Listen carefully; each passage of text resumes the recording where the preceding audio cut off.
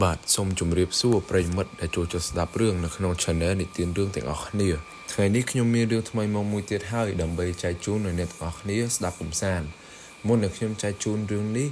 សូមអ្នកទាំងអស់គ្នាជួយចុច Like Subscribe និង Share ទៅឲ្យមិត្តភ័ក្តិនិងក្រុមគ្រួសារអ្នកទាំងអស់គ្នាបានស្ដាប់លេខកំសាន្តផងអញ្ចឹងយើងកុំបង្អន់យូរយើងចូលមកដល់សាច់រឿងយើងតែម្ដងទៅអញ្ចឹងគឺមានបុរីមួយដែលនៅម្ដុំកប់ស្រូវដែលបានសាងសង់លើភ្នូរខ្មោចដែលបុរីនោះគេដាក់ឈ្មោះថាបុរីគម្រោងទី15ខ្ញុំសូមបញ្ជាក់អ្នកទាំងអស់គ្នាបុរីនេះគឺខ្ញុំបានដាក់ឈ្មោះឲ្យគេទេដោយសារតែខ្ញុំមិនហ៊ានបញ្ចេញឈ្មោះគេពេញឬក៏ឈ្មោះគេមែនតែនទេអញ្ចឹងសូមអធិស្ឋានអ្នកទាំងអស់គ្នាផងអញ្ចឹងយើងចូលមកដល់សាច់រឿងយើងតែម្ដងទៅគឺក្រោយពីបុរីនោះសាងសង់រួចគឺមានអតិថិជនមករស់នៅពេលដែលចូលមករស់នៅបានមួយខែពីរខែដំបូងគឺកន្លែង information គេហ្នឹងគឺប្រជាជននៅហ្នឹងគឺ complain យល់អ្នករស់នៅហ្នឹងគឺ complain យកមក complain ថាមិនបានយប់ឡើងផ្ទះខ្ញុំហ្នឹង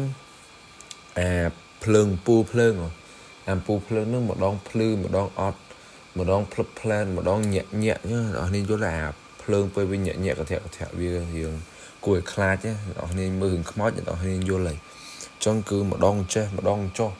ហើយម្ដងគឺលឺសលេងដើរនៅមុខផ្ទះម្ដងទ្វារយើងហ្នឹងពេលបើកចំហតិចវាបិទខ្លួនឯងចឹងទៅហើយអតិថិជនសួរថារៀងក៏ប្លែកតិចអ្នកនេះអតិថិជនសួរថាទ្វារហ្នឹងបិទអូតូមែនដោយសារតែពេលពួកគាត់ទិញផ្ទះហ្នឹងគឺខាងបុរីក៏អត់មានប្រាប់ទេថាទ្វារហ្នឹងមិនចឹងទៅចឹងគាត់សួរបញ្ជាក់ថាទ្វារហ្នឹងបិទអូតូឬក៏ផ្ទះហ្នឹងឬក៏បុរីហ្នឹងមានខ្មោចចឹងណាចឹងគឺគេសួរច្រើនមែនតើពេលខ្លះទ្វារបិទខ្លួនឯងចឹងទៅពេលខ្លះគឺបន្ទប់ហ្នឹងគឺអត់មានមនុស្សនៅទេយល់បន្ទប់ហ្នឹងគឺទទេស្អាតអត់មានអ្នកណានៅក្នុងហ្នឹងទេណាតែលឺសលេងស្រែកហើយមិនស្រែកផ្អើលគេអ្នកនេះយកពាក្យថាស្រែកមកក្នុងយល់ឲ្យលឺទៅក្នុងផ្ទះហ្នឹងទៅពេលនោះក៏បុរីគេហ្នឹងក៏គេអត់បាននិយាយអីដែរដោយសារតែទើបដំបងអញ្ចឹងប្រហែលជាអតិថិជនអត់ទាន់ស៊ាំជាមួយផ្ទះហ្នឹងអីចឹងទៅគឺបុរីគេគិតថាអញ្ចឹងក៏គេអត់ទាន់ហ៊ានធ្វើអីឬនិយាយអីដែរហើយនៅពេលឆ្នាំ2019មាននិស្សិតច្រើនអ្នកមកជួលផ្ទះហ្នឹងហើយបុរីហ្នឹងគឺអ្នកនរនេះដឹងហើយកាលឆ្នាំ2019ឆ្នាំអីគឺទំនប់កប់ស្រូវឬកប់ស្រូវហ្នឹងគឺវាអត់មានទីប្រជុំជនណាអ្នកនរនេះយកគេថារៀងដាច់សញ្ញារៀងដាច់ពីក្រុងជាងបន្តិចហើយវាដាច់ពីក្រុងតិចតួចដែរដោយសារតែការហ្នឹងក៏វាមិនទាន់អភិវឌ្ឍអីណាស់ណាដែរហើយចឹងទៅក៏កន្លែងផ្ទះហ្នឹងគឺរៀងធូរថ្លៃឬក៏ផ្ទះហ្នឹងយើងជួលទៅវាធូរថ្លៃដូចផ្ទះល្វែងផ្ទះអីនៅពេញចឹងតែនិស្សិតគាត់ចង់បានបុរីអ្នកនរនេះយល់ចឹងទៅក៏គាត់បានមកជួលផ្ទះហ្នឹងទៅនៅពេលដែលគាត់មកជួលហ្នឹងគឺនិស្សិត8នាក់មកជួលហើយចឹងទៅពេលគាត់យប់ឡើងហ្នឹងពេលគេហ្នឹងគឺនិស្សិតហ្នឹងគឺភ្លើងនេះភ្លឺដំបងពេលភ្លឺបានដំបងហ្នឹងគឺភ្លឺទៅវាដាច់យកហ្មងដាច់ផ្លឹបទៅមកល្ងិតឆឹងពេលដាច់ល្ងិតឆឹងមើលអត់ឃើញទេឃើញតែពលឺពីខាងក្រៅពលឺប្រច័នពលឺអីចាំងចូលមកតាមប្អួចហ្នឹងទៅមកនិស្សិតហ្នឹងក៏រៀងឆ្ងល់ថាចំថ្ងៃហ្នឹងដាច់ភ្លើងមែនឬក៏អីចឹងពេលគាត់អើតមើលនៅផ្ទះគេចឹងអត់ឃើញដាច់ភ្លើងអត់ឃើញអីទេយល់ដាច់តែបន្ទប់គាត់ផ្ទះគាត់ដាច់ផ្ទះគាត់ទេហើយនៅពេលនោះគឺពួកគាត់ហ្នឹងឃើញចង្ហាលហ្នឹងគឺអ្នកនរឯងដឹងហើយកង្ហាលហ្នឹងវាវិលឆ្វេងស្ដាំតែលឹកហ្នឹងគឺកង្ហាលហ្នឹងវិលដែរតែអ្នកនរនេះយល់ទៅថាវិលទៅខាងឆ្វេងហើយងាកមកត្រូវកណ្ដាលហើយវិលទៅខាងឆ្វេងវិញយល់អត់វិលមកខាងស្ដាំទេ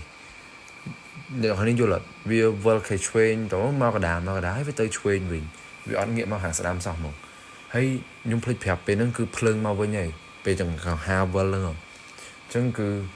គាត់អត់គិតអីឆ្ងាយដែរគាត់ថាប្រហែលម៉ាស៊ីនភ្លើងម៉ាស៊ីនអីវាមិនសូវដំណើរការដោយសារតែវាបុរីទំធ្វើបាន2ឆ្នាំអញ្ចឹងណាអញ្ចឹងទៅក៏ពួកគាត់បានគេងអញ្ចឹងទៅហើយនៅពេលហ្នឹងម៉ោង3ភ្លឺហ្នឹងគឺមិត្តភក្តិគាត់ម្នាក់គឺស្រែកឡើងផ្អើលមកផ្ទះហ្នឹងហើយពេលគេមកសួរទៅគឺ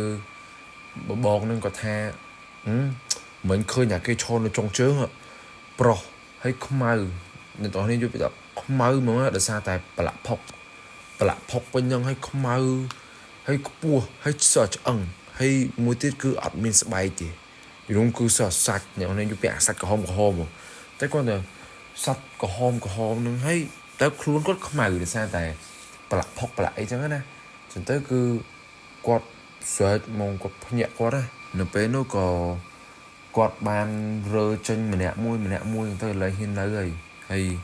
តបមកគឺម្ចាស់បរិយហ្នឹងគឺដាច់ចិត្តថាហៅលោកសងហៅអីមកហើយដោយសារតែបរិយហ្នឹងគឺគេនៅម្នាក់នៅខ្មោចលងរហូតទៅណាចឹងទៅគឺប្រសង់មកគឺគាត់សូត្រមន្តស្រោចទឹកស្រោចអីនៅលើផ្លូវនៅថ្នល់នៅតាមផ្ទះនៅអីចឹងមិនថាផ្ទះទាំងអស់ហើយគឺស្រោចទឹកនៅលើថ្នល់នៅលើដីអីចឹងទៅពេលស្រោចហើយចឹងទៅគឺលែងអី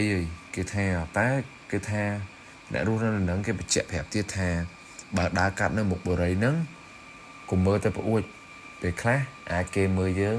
ពេលខ្លះអាចគេនឹងមិនមើលយើងហើយអ្នកដែលមើលយើងហ្នឹងគឺមិនមែនជាមនុស្សទេគឺជាពពួកអមនុស្ស